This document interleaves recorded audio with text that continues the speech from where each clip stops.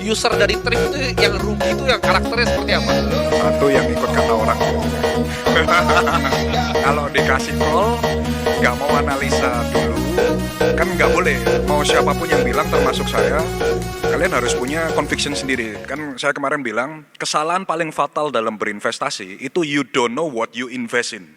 Itu resiko paling besar dalam investasi. Ketika kemarin saya invest di padel, saya baca datanya, kemarin masuk ke Top Golf juga, saya baca datanya macam-macam. Jadi ketika saya invest di Bitcoin, kenapa saya bisa hold Bitcoin segini panjangnya sampai 10-11 tahun? Karena saya ngerti fundamentalnya, I know what I'm investing, dan saya punya conviction gitu. Jadi ketika sesuatu shifting, fundamentalnya berubah, kalian juga harus berani berubah untuk out.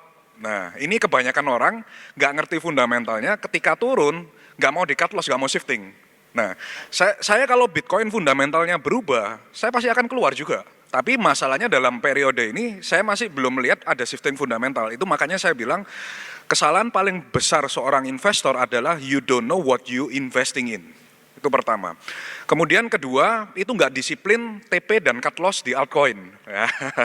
Ini paling banyak kesalahan yang saya bolak-balik saya pesenin. Kalau di altcoin, kalian itu nggak bisa hold seperti Bitcoin. Jangan berharap, karena kalau kalian lihat dari cycle sebelumnya, contoh saya kasih gambaran ya, di cycle sebelumnya ada narasi itu GameFi atau NFT, itu banyak koin yang sampai sekarang di cycle ini belum recover ke ATH-nya.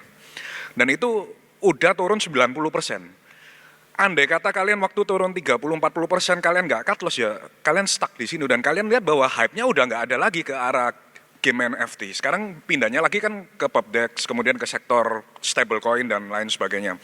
Jadi narasi di altcoin itu selalu berubah.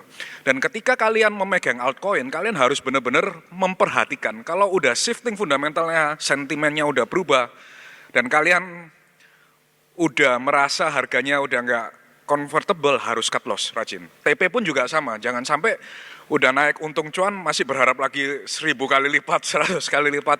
In the cycle udah dapat altcoin udah naik 30%, itu udah cukup bagus, udah nggak bisa kayak cycle sebelumnya yang minta 10 kali lipat, 20 kali lipat.